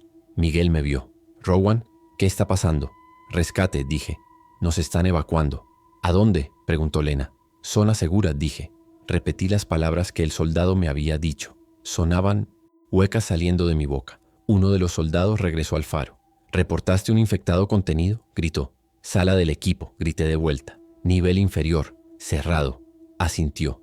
Entró. 5 minutos pasaron. Entonces un solo disparo resonó desde dentro del faro. Hizo eco a través de la piedra. Final. Definitivo. El soldado emergió. Solo. «Amenaza neutralizada», dijo al otro soldado. Lena dejó escapar un sonido. Medio sollozo, medio jadeo. «Era una persona», susurró. «Era Owen. Era una amenaza», dijo el soldado. No había emoción en su voz, solo hecho. Los dos soldados regresaron a su bote. El motor se encendió. «Síguenos», gritó uno. Comenzaron a alejarse. El viaje al horizonte tomó 10 minutos. El barco apareció a través de la niebla persistente. Enorme. Destructor de clase militar. Gris y angular e intimidante. Varias figuras caminaban por la cubierta. Más personal. Más armas. Estructura. Organización. Civilización. Atracamos en el costado del barco. Escaleras de cuerda. Descendían. «Arriba», ordenó un soldado. «Deja tus pertenencias. Serán procesadas». «Mi mochila tiene suministros», y protesté. «Medicinas. Serán procesadas», repitió. No era negociable. Dejé la mochila en el bote. Subí la escalera. Mis brazos temblaban del esfuerzo. Demasiados días de raciones limitadas. Alcancé la cubierta. Manos me ayudaron sobre la barandilla. Me encontré en fila. Miguel a mi izquierda. Lena a mi derecha. 3 personal médico en batas blancas se acercaron. «Brazos extendidos», ordenó uno. Revisaron cada centímetro de piel expuesta, buscando mordidas, arañazos, cualquier signo de exposición. «Abre la boca». Revisaron garganta, lengua, encías, ojos, linterna brillando en las pupilas, buscando la lechosidad de la infección. «Limpio», dijo el médico que me revisaba. Marcó algo en un portapapeles. «Procede a cuarentena». «¿Cuarentena por cuánto tiempo?», pregunté. 72 horas, dijo. «Protocolo estándar». Me llevaron bajo cubierta, por pasillos de metal, luces fluorescentes parpadeantes. El aire olía a desinfectante y combustible diésel. Nos detuvimos en una puerta. «Adentro. Te traerán comida y agua. No salgas por ninguna razón». La puerta se abrió. La habitación detrás era pequeña. 3 literas de metal. Un fregadero. Un inodoro sin compartimento. Sin ventanas. Entramos. La puerta se cerró detrás de nosotros. Un cerrojo se deslizó en su lugar desde afuera. Nos miramos. «Bueno», dijo Miguel, «supongo que estamos a salvo». Pero su tono sugería que no lo creía más de lo que yo lo hacía. Las 72 horas en cuarentena se arrastraron. Trajeron comida, raciones militares, sin sabor pero nutritivas. Trajeron agua, limpia, abundante, lujo después de semanas de racionamiento. Pero nadie habló con nosotros. Nadie explicó qué sucedería después. Solo esperamos. Al segundo día, Lena intentó la puerta. Cerrada. Golpeó. «Hola, ¿alguien puede decirnos qué está pasando?» Ninguna respuesta. «Es protocolo», dije. «Están siendo cuidadosos». «Esto no se siente como cuidado», dijo Miguel. «Se siente como prisión». «Es cuarentena», dije. «Hay una diferencia». «¿La hay?», preguntó. No respondí, porque estaba empezando a preguntarme lo mismo. Al tercer día la puerta finalmente se abrió. Un oficial entró. 50 y tantos. Insignias que no reconocí. Expresión dura. Ha completado la cuarentena, dijo. Todos están limpios. Serán asignados alojamiento y deberes a bordo. ¿Deberes?, preguntó Lena. Todos contribuyen, dijo el oficial. No hay pasajeros en el Horizon, solo tripulación. ¿Por cuánto tiempo?, preguntó Miguel. ¿Hasta que nos dejen ir? El oficial lo miró. No hay dejarse ir, no hay a dónde ir. El continente está comprometido. Las islas están cayendo. Esto, señaló alrededor del barco, es la zona segura. Esto es lo que queda. Silencio. Las palabras se hundieron como piedras en agua. ¿Nada?, susurró Lena. ¿No hay refugios? ¿No hay áreas seguras en tierra? Algunas, admitió el oficial. Fortificadas, fuertemente guardadas, poblaciones limitadas. No aceptan nuevos refugiados. Entonces estamos atrapados aquí, dijo Miguel. Están vivos aquí, corrigió el oficial. Esa es más opción de la que tienen la mayoría. Nos llevaron a nuestros alojamientos, literas en un compartimento lleno de otras literas, docenas de otras personas, todos supervivientes recogidos de varios lugares, todos con la misma mirada, cansados, vacíos, resignados. Me asignaron una litera de nivel medio. Miguel estaba arriba, Lena al otro lado del pasillo. Hogar, dulce hogar, murmuró Miguel. No sonaba como una broma. Los días en el Horizon se mezclaron en rutina. 6 a.m., llamada de despertar. 6:30, desayuno. 7, asignaciones de deberes. Me pusieron en mantenimiento, por supuesto. Pasé horas en la sala de máquinas asegurando que los sistemas siguieran funcionando. Familiar, casi reconfortante, excepto que ya no tenía control. Ya no tomaba decisiones, solo seguía órdenes. Hacía lo que me decían.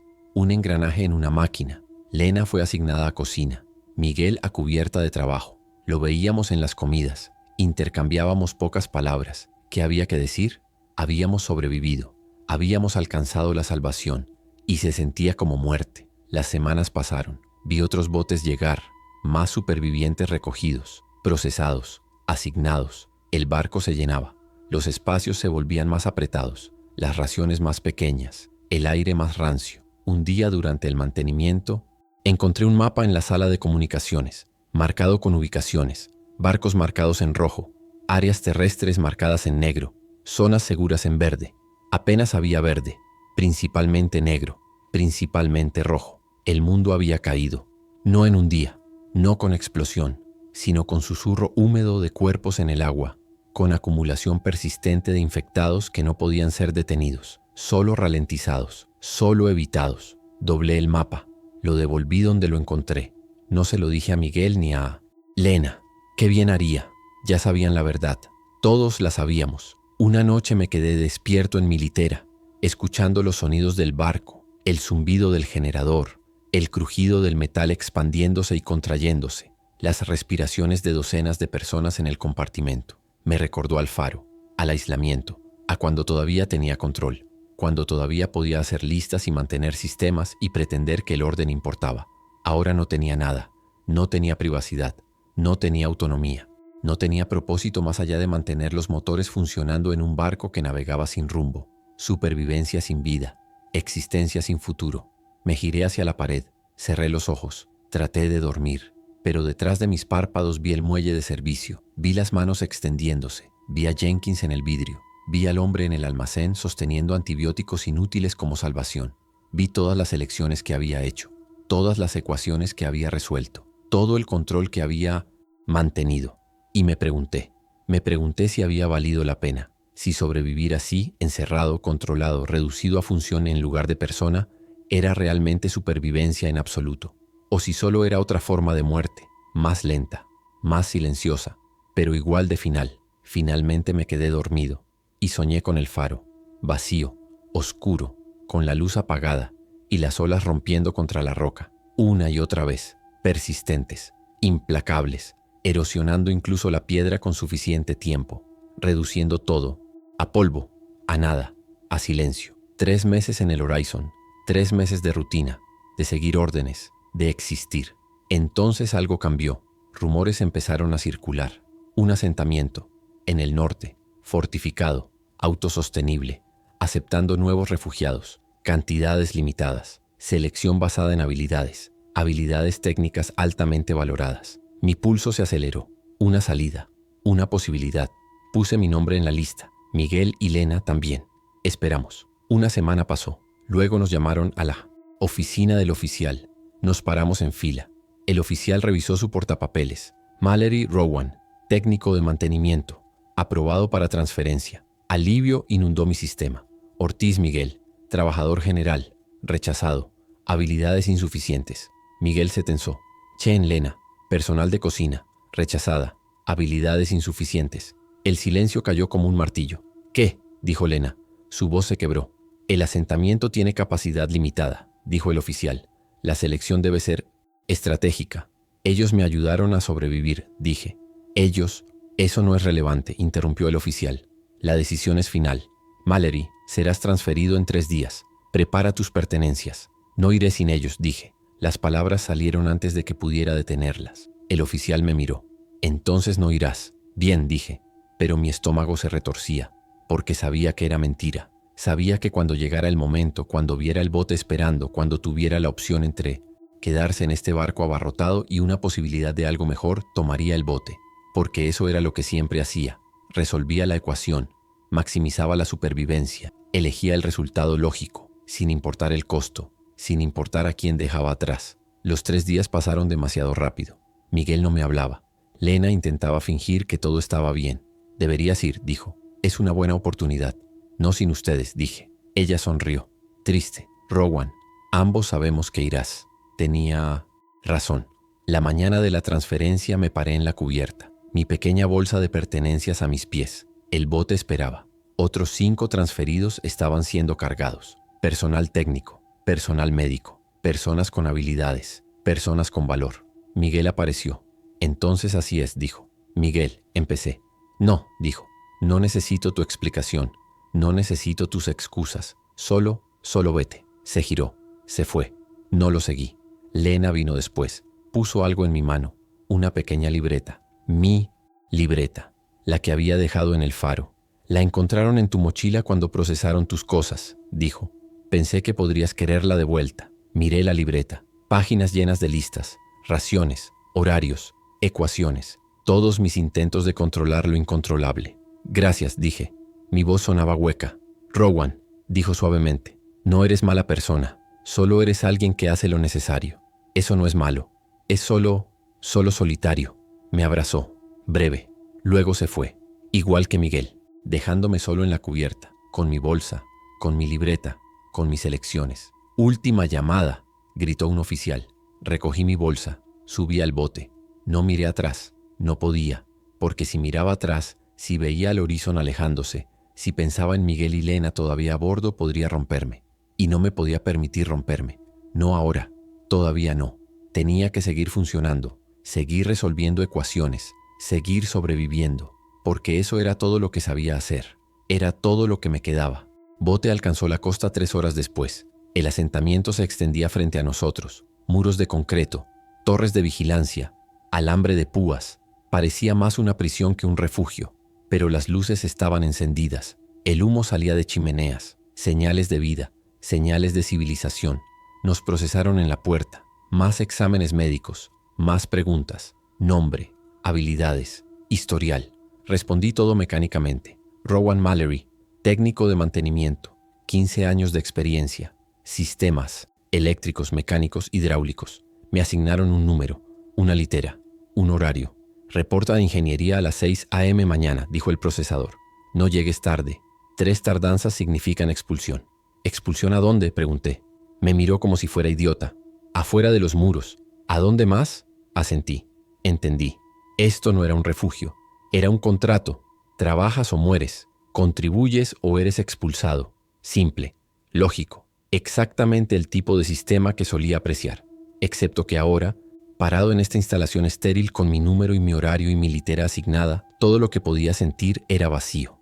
Los días en el asentamiento eran brutalmente eficientes. 6 a.m. Despertar. 6:30. Desayuno. 7 a 6. Trabajo. Mantenía generadores, reparaba sistemas de agua, arreglaba cercas eléctricas. Todo crítico, todo necesario, todo sin sentido. Porque no importaba cuánto arreglara, siempre había más que se rompía, más que fallaba, más que necesitaba mi atención. El sistema se estaba desmoronando más rápido de lo que podíamos mantenerlo. Y todos lo sabían. Lo veías en los rostros de las personas. Esa resignación, esa comprensión de que esto era temporal, que eventualmente los muros fallarían, que eventualmente los infectados encontrarían un camino adentro, que esto era solo supervivencia retrasada, no supervivencia real. Una noche, 2 meses después de llegar, estaba acostado en mi litera. La persona arriba de mí roncaba. La persona al lado murmuraba en sueños. Saqué mi libreta. La abría una página en blanco. Quería escribir una lista. Quería organizar mis pensamientos, convertir este caos en algo manejable. Pero mi bolígrafo se quedó suspendido sobre el papel. No podía pensar en qué escribir, qué tareas listar, qué sistemas verificar. Porque finalmente, después de meses de listas y horarios y ecuaciones, me di cuenta de la verdad. No había lista para esto. No había sistema que pudiera arreglar un mundo roto. No había ecuación que equilibrara supervivencia contra humanidad. Cerré la libreta, la metí debajo de mi almohada y me quedé mirando el techo, contando remaches, contando respiraciones, contando los días hasta que todo esto colapsara, hasta que los muros cayeran, hasta que el sistema finalmente fallara de forma irrecuperable. 3 meses en el asentamiento, luego 4. La rutina continuaba. Trabajo, comer, dormir, repetir. Empecé a ver caras conocidas desaparecer. Personas que habían llegado conmigo, transferidas, decían los oficiales, a otros asentamientos, a otras instalaciones. Pero nadie creía eso. Veíamos los cuerpos a veces, cuando nos enviaban a trabajar en las secciones exteriores de los muros, apilados, quemados. Personas que se habían enfermado. Personas que se habían lesionado demasiado para trabajar. Personas que se habían vuelto inútiles. El contrato era claro. Contribuyes o mueres. Y todos estábamos a un paso de volvernos inútiles. Un día durante el mantenimiento encontré un radio que todavía funcionaba. Lo conecté. Busqué frecuencias, mayormente estática. Luego una voz, débil, distante. Alguien allá afuera. Por favor respondan. Estamos en el faro de Point Callow. Si alguien puede escuchar esto, mi sangre se congeló. Reconocí esa voz. Miguel. Hemos estado aquí 4 meses. Los suministros se están acabando. Si alguien puede ayudar, por favor. Estamos en Point Callow. La transmisión se cortó. Intenté responder. Presioné el botón de transmisión. Miguel, soy Rowan. ¿Me escuchas? Cambio. Estática. Miguel, responde. Por favor. Nada. Seguí intentando durante 20 minutos, pero la señal se había ido. O el radio de Miguel había muerto, o él había muerto. Y yo estaba aquí, detrás de muros, a salvo, solo. Apagué el radio. Lo devolví donde lo había encontrado. No se lo dije a nadie. ¿Qué bien haría? No había forma de alcanzarlos. No había forma de ayudar. Solo había este asentamiento, este trabajo, esta existencia. Era todo lo que quedaba. 6 meses en el asentamiento. Los muros empezaron a fallar. No dramáticamente, no de repente, solo lentamente. Una grieta aquí, un panel suelto allá. Los infectados se habían estado acumulando afuera durante meses. Cientos, miles tal vez, presionando constantemente, probando constantemente. Y el concreto solo podía aguantar tanto. Nos pusieron en turnos de reparación las 24 horas, soldando, reforzando, parcheando. Pero por cada sección que arreglábamos, 2 más mostraban tensión. El sistema estaba colapsando. Y todos sabíamos lo que venía después. Las reuniones empezaron. Los oficiales hablando en voz baja, mirando mapas, haciendo planes. Planes de evacuación asumí, planes de contingencia. Pero entonces llegó el anuncio. Debido a restricciones de recursos, la población del asentamiento debe reducirse en 40%. La selección se basará en valor de habilidades y condición física. El procesamiento comienza mañana. Silencio cayó sobre el comedor. Luego el caos, gritos, protestas. Algunos intentaron correr hacia las puertas. Los guardias los detuvieron. Armas levantadas. Orden, ladró un oficial. Esto no es negociable. Es supervivencia. Los seleccionados serán transferidos a instalaciones más seguras. Mentiras. Todos sabíamos que eran mentiras. Pero ¿qué podíamos hacer? Estábamos atrapados. Esa noche me quedé despierto, sabiendo que mañana vendrían con sus portapapeles, con sus listas, con sus selecciones, y sabiendo que probablemente sobreviviría, porque tenía habilidades, porque era útil, porque había resuelto la ecuación correctamente. Otra vez, siempre. La mañana llegó. Nos formaron en el patio. Oficiales caminaban por las filas, marcando portapapeles, señalando. Tú, izquierda. Tú, derecha. Tú, izquierda. Izquierda era quedarse. Derecha era irse. Observé cómo dividían a las personas. Vi familias separadas. Vi a un hombre mayor enviado a la derecha a pesar de sus súplicas. Vi a una mujer joven enviada a la izquierda incluso cuando lloraba. El oficial llegó a mi síntesis. Revisó su portapapeles. Mallory, técnico de mantenimiento. Me miró, evaluando. Izquierda, alivio, culpa, vacío, todo a la vez. Me moví a la izquierda. Observé mientras continuaban por las filas. 200 personas enviadas a la derecha.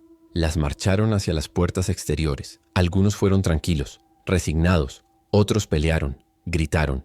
Los guardias los arrastraron de todos modos. Las puertas se abrieron, los empujaron afuera. Las puertas se cerraron. Desde donde estaba parado, podía escuchar los sonidos, los gritos, los golpes, los sonidos húmedos de cuerpos siendo destrozados. Duró 10 minutos, luego silencio. De vuelta a sus estaciones, ordenó un oficial. Tenemos trabajo que hacer. Todos nos dispersamos. Regresamos a nuestras rutinas, como si nada hubiera pasado, como si 200 personas no hubieran sido asesinadas, como si esto fuera normal. Y supongo que lo era. En este mundo nuevo, en este sistema colapsado, la vida era solo valor de utilidad. Y cuando perdías esa utilidad, perdías todo. 8 meses en el asentamiento. Los muros finalmente cedieron. No en un lugar, en 6, simultáneamente, como si los infectados hubieran estado coordinando, como si supieran dónde presionar. El caos estalló, alarmas sonando, guardias disparando, personas corriendo.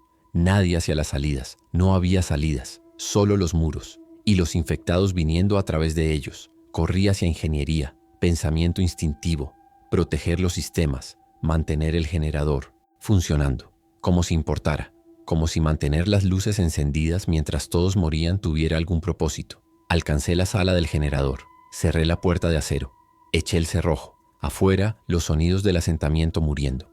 Adentro, el zumbido del generador, constante, indiferente. Me senté contra la pared, saqué mi libreta, la abrí. Páginas de listas, todas inútiles ahora, todas sin sentido. Arranqué una página, escribí, no una lista, solo palabras, palabras que necesitaba decir, incluso si nadie las leería. Mi nombre es Rowan Mallory, sobreviví al colapso, sobreviví al faro, sobreviví al Horizon, sobreviví al asentamiento, hice todas las elecciones correctas, resolví todas las ecuaciones, mantuve todos los sistemas funcionando, y no significó nada. Dejé el bolígrafo, miré las palabras, la verdad finalmente escrita, finalmente admitida. Había sobrevivido, pero había perdido todo lo que hacía que la supervivencia importara. Los sonidos afuera se apagaron, los gritos se detuvieron. El silencio regresó, no un silencio pacífico, un silencio de muerte, el silencio de un lugar donde ya no había vida que hacer ruido.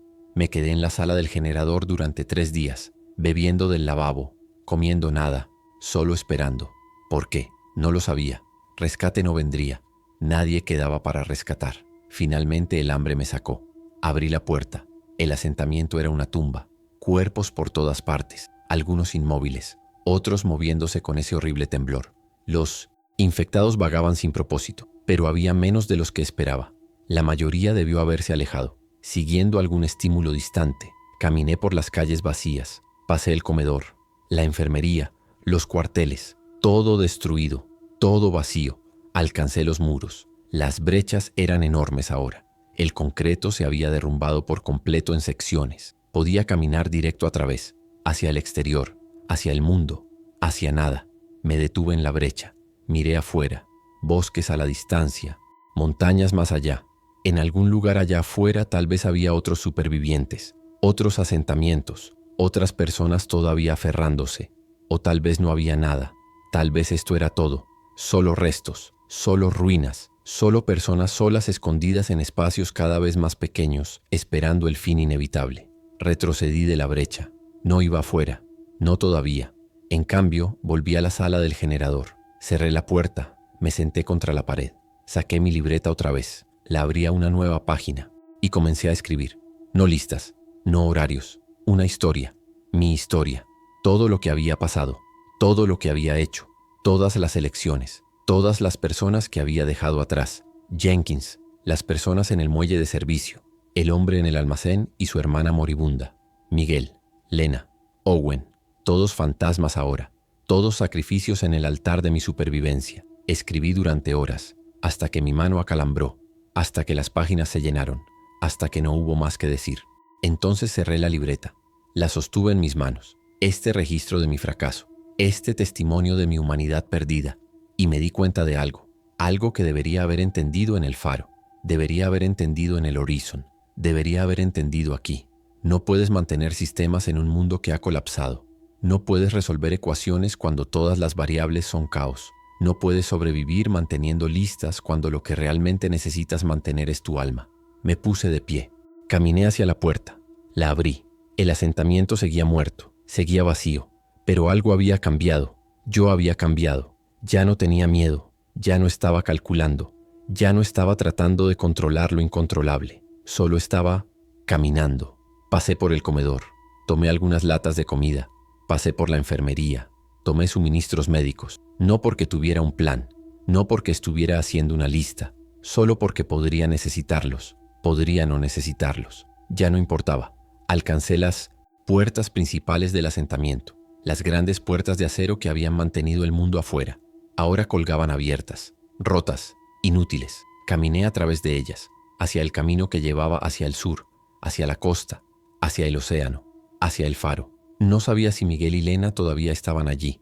No sabía si habían sobrevivido. Probablemente no. Probablemente habían muerto meses atrás. Pero necesitaba saber. Necesitaba ver. Necesitaba solo una vez intentar regresar por las personas que había dejado atrás, incluso si era demasiado tarde, incluso si no cambiaba nada, porque tal vez la supervivencia no se trataba de resolver ecuaciones, tal vez se trataba de ser el tipo de persona que intenta de todos modos. Caminé durante días, siguiendo carreteras rotas, evitando hordas, escondiéndome cuando era necesario, peleando cuando no lo era. El viaje me agotó, me hambreó, me redujo a lo básico, pero continué, porque ahora tenía un propósito que no era solo existencia. Tenía algo más que supervivencia. Finalmente vi el océano, esa vasta extensión gris, y en la distancia la silueta del faro, todavía de pie, todavía intacto. La luz en la parte superior estaba encendida. Alguien estaba allí, alguien vivo. Mi corazón latió más rápido. Encontré un bote, un pequeño bote de remos medio hundido en la playa. Lo reparé lo suficiente para flotar. Empujé hacia el agua. Remé. Mis brazos ardían, mi espalda gritaba. Pero seguí remando. El faro se acercaba. 50 metros, 30, 20. Alcancé el muelle de servicio. Amarré el bote. Subí a la roca. La puerta estaba cerrada. Golpeé. Miguel, Lena, ¿están ahí? Silencio. Golpeé de nuevo. Más fuerte. Soy yo. Rowan, por favor, si están ahí. La puerta se abrió. Una rendija. Un ojo mirando. Luego se abrió de par en par. Lena estaba parada allí. Más delgada. Más vieja. Pero viva. Rowan, susurró, como si no pudiera creer lo que veía. Lamento haberlos dejado, dije. Las palabras salieron en un torrente. Lamento haber sido cobarde. Lamento haber elegido la supervivencia sobre ustedes. Lo siento. Ella me abrazó, fuerte. Cállate, dijo. Su voz estaba quebrada. Solo cállate y entra. Entré. Miguel estaba en el segundo nivel. Se levantó cuando me vio. Nos miramos. Eres un idiota, dijo finalmente. Lo sé. Pensamos que estabas muerto. Casi, dije. ¿El asentamiento?, preguntó Lena. Caído. Silencio. Entonces, dijo Miguel. ¿Qué ahora? Miré alrededor del faro, a las paredes de piedra, a la escalera de caracol, a las 2 personas que contra todo pronóstico habían sobrevivido. Ahora, dije, dejamos de solo sobrevivir. Empezamos a vivir. ¿Aquí?, preguntó Lena. ¿En un faro? Es un comienzo, dije. Y tal vez lo era. Tal vez no se trataba de encontrar la zona segura perfecta. Tal vez se trataba de hacer que cualquier espacio que tuvieras fuera suficiente, con las personas correctas, con el propósito correcto, con humanidad intacta. Pero esa noche, cuando Lena y Miguel durmieron, subí a la plataforma de luz. Miré hacia el océano, hacia la oscuridad, y vi lo que siempre había estado allí, lo que siempre estaría allí, los infectados en el agua, derivando, acumulándose, esperando. El mundo no había terminado con una explosión. Había terminado con un ahogamiento, y seguíamos ahogándonos, lentamente, inevitablemente, cada día un poco más de agua subiendo, cada día un poco menos de roca seca donde pararse. Regresé al segundo nivel, saqué mi libreta, la abrí a la última página, y escribí una última entrada. Si alguien encuentra esto, si alguien todavía está allá afuera, sepan esto, sobrevivimos, no porque fuimos más fuertes, no porque fuimos más inteligentes, Sobrevivimos porque nos negamos a rendirnos, porque nos aferramos el uno al otro cuando todo lo demás se desmoronó. Pero también sepan esto, sobrevivir no es ganar. Sobrevivir es solo seguir respirando mientras el agua sube.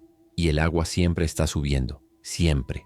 Así que si me preguntan si valió la pena, si todas las elecciones, todos los sacrificios, toda la pérdida valió la pena, no tengo respuesta, porque estoy aquí, estoy vivo, estoy con personas que importan, y mañana el agua subirá otro centímetro, y estaremos aquí, todavía de pie, todavía respirando, todavía humanos, hasta que no lo estemos. Esa es la única victoria que queda.